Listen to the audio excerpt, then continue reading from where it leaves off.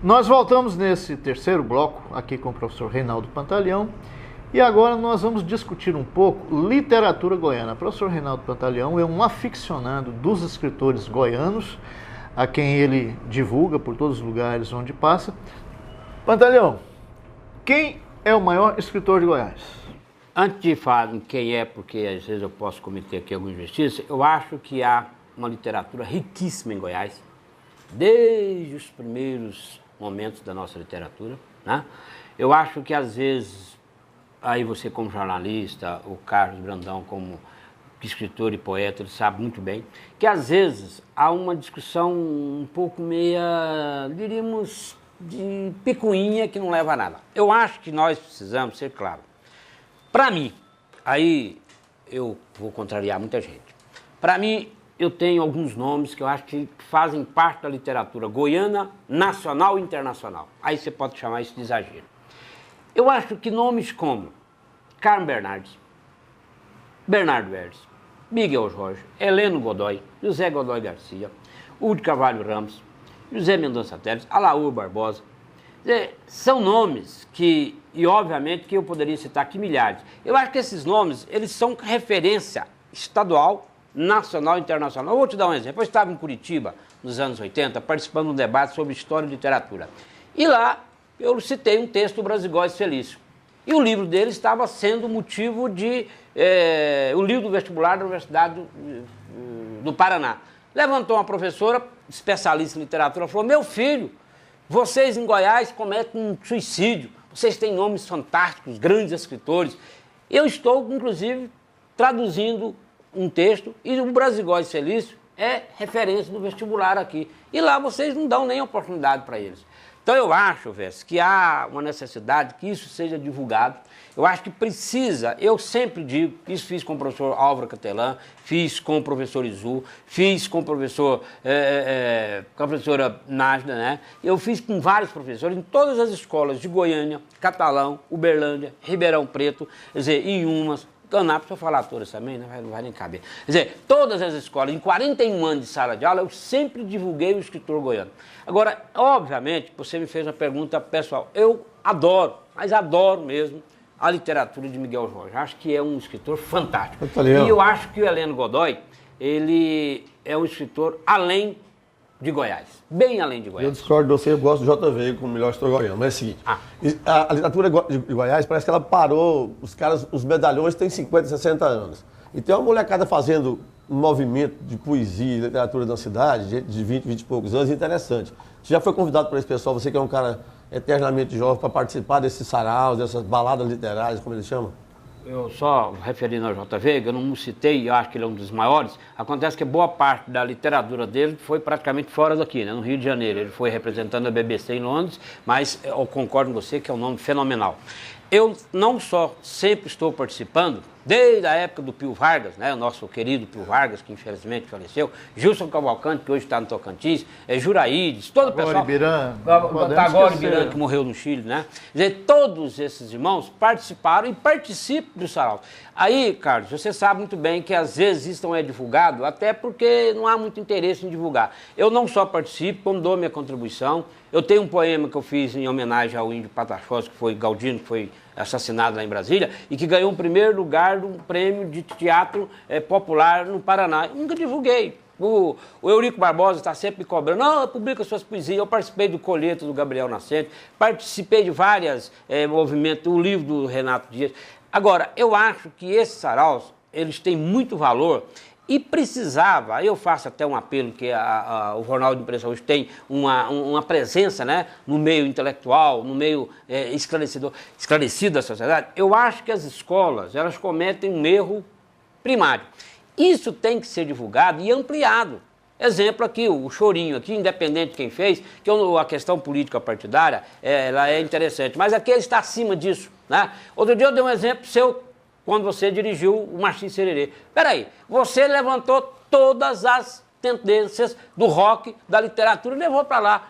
Quem é que não falou que você fez um trabalho herculano, fantástico? Então, eu acho que os saraus deveriam ser feitos. Quando nós fizemos em 67, 68 o Novo Gen, eu, Brasigóis, o Kleber, Antônio, o Elsa, a Juliana, Peron e tanto Hércules G e tantos outros, nós andávamos nos colégios de Goiânia todinho divulgando a poesia. Eu acho que às vezes a juventude é muito criticada, né? Porque as pessoas, porque a juventude hoje não quer nada. Não é assim, não. A juventude foi vítima de um processo ditatorial, ela quer participar. Agora é óbvio que eu não sou nenhum debilóide de achar que a juventude dos anos 60 é a juventude dos anos 2011. É diferente dentro de um contexto histórico. Mas acho que os saraus deveriam ser incentivados. Já que você levantou a questão de dinheiro público para esporte, por que a Secretaria Estadual Municipal e por que as universidades e as escolas não fazem todo fim de semana um sarau na escola, como, por exemplo, tem no Paraná? No Paraná tem toda semana, você vai lá, você não deixa de ver uma música, um violino, um bom vinho, uma boa peça teatral. Por isso que o Dalto Trevisan, que é um dos maiores escritores do Brasil e do Paraná, quase não aparece, né? Ele tem uma frase muito interessante: a poesia do Paraná é muito rica, porque a juventude participa desde momentos antes da própria literatura aqui do Paraná. Pantaleão, mudando um pouco o rumo dessa conversa, por que os partidos de esquerda hoje no Brasil abandonaram a revolução? Ninguém mais fala em revolução.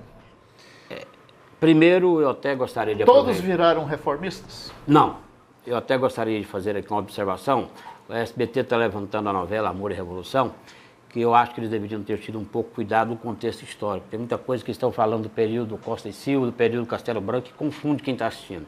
Quem viveu aquilo sabe que o autor poderia ter feito uma melhor trabalho do ponto de vista de pesquisa histórica. Vécio, eu vou te falar, e aposto até com isso aqui assustar muitos amigos da esquerda. Não acredito em processo eleitoral para fazer revolução. Processo eleitoral é o momento de você trabalhar as suas ideias, trabalhar as concepções políticas, mas a revolução no sentido clássico. E aí, não é porque eu sou marxista que eu venho aqui levantar, você está defendendo... Não, peraí. Se você pegar ao longo da história, qual revolução, tanto do campo burguês como do campo socialista, foi feito eleitoral pacificamente? Nenhuma. Você pegar desde as comunas de Paris, passando pela Revolução Francesa, pela Revolução Americana, passando pelas revoluções tidas como socialistas ou comunistas, porque nós nunca tivemos comunismo ou socialismo naquela concepção de Marx em nenhum país do mundo, né? Isso é uma bobagem que a esquerda fala, e eu como esquerdista digo que a gente tem que ter o poder de fazer autocrítica. Os partidos de esquerda no Brasil, eles estão dentro do jogo eleitoral, porque eles não defendem a revolução, eles defendem participação eleitoral. E você sabe, como estudioso, né, que uma revolução dentro dos moldes eleitorais é muito difícil de ser feita. Eu até posso aqui estar falando heresia, que pode ser me cobrada eternamente, se faz revolução clandestinamente. Essa é a grande questão. Segundo, por que os partidos PCdoB, PCB, PSOL, PSB e setores da esquerda não têm clamor popular? É porque muitas das vezes a nossa linguagem acadêmica, intelectualizada, cheia de preconceito, ela não chega ao povo. E porque também a população nos vê às vezes como até traidores. Eu vou te dizer assim, com todo respeito a todo mundo, tem setores da esquerda que assim que assumiu o poder ficou pior que a direita. Então eu acho que aí, não adianta eu ficar xingando fulano que é corrupto, ladrão, depois um amigo meu que participou das lutas lá dos anos 60, assume qualquer cargo, no dia você vê o cara nas manchetes aí como milionário. Porque o cara tem direito de ter dinheiro. Claro, isso é o capitalismo. Mas enquanto a revolução, eu não acredito que o processo eleitoral leve à revolução. Participo do processo eleitoral desde o MDB antigo até hoje, porque eu acho que eu estou dando a minha contribuição. Mas já fui convidado, inclusive por ter sido professor de vários colégios, de cursinhos famosos no Brasil, por ser financiado por dono de escola. Eu falei assim, o que é isso, meu amigo? Eu faço educação política, eu não faço mercantilismo. E eu poderia, se quiser, ser deputado, até senador, quem sabe Aliás, até, apenas né? um registro histórico. Você foi professor de dois rapazes que hoje são destaques no nosso mundo político, Demóstenes Xavier Torres e Marconi Perillo. Isso. Marconi Perillo foi meu aluno no colégio pré-médico, da professora Terezinha, que chegou a secretária de Educação no governo Wilson. Era um rapaz jovem, inteligente, bom aluno, veio lá de Palmeiras, né? E junto com o primo Fernando Perillo, poeta e escritor e músico, né? Sempre estava participando. Demóstenes foi meu aluno no curso Objetivo. E os dois foram, o Brandão tinha levantado a lebre, foram alunos bons e, obviamente, não tem nenhum puxão de orelha de hoje. Hoje o contexto é diferente quando eles foram meus alunos. Primeiro é o seguinte, ninguém pode desconhecer que se você pega o Marconi Perillo, ele foi discípulo do ex-senador, ex-governador Henrique Santilo, esperto, preparado, sabe jogar muito bem, até mesmo com as palavras e com a mídia. Agora, eu acho que o Marconi representa o que nós chamamos de neoliberalismo aqui em Goiás, que começa com o governo Collor, passa pelo Fernando Henrique Cardoso, e o Lula, para mim, foi, da partir do governo dele, um neoliberal moderado. Não foi tão exagerado nas privatizações, mas ele não mudou o quadro do ponto de vista econômico, daquilo que... Até eu digo que o plano de governo do Lula foi copiado um pouco do Serra. Eu digo para você o seguinte, o Marconi tem uma característica clara, é um bom orador, inclusive, bom batedor, mas eu acho que ele representa a fina flor do capitalismo neoliberal e faz exatamente o que o sistema estabelece para ele. O Demóstenes Torres, além de preparo intelectual e além de pertencer aos quadros judiciários, ele é tido hoje pela imprensa nacional como um dos poucos bons senadores que nós temos. Aliás, como registro, eu acho que em Goiás nós tivemos 3 grandes senadores, Domingos Velasco, nos anos 50, Henrique Santilo e Demóstenes Torres. Eu acho que os dois estão dentro de uma linha que eu não concordo, mas que eu respeito e, obviamente, para derrotá-los não é fácil.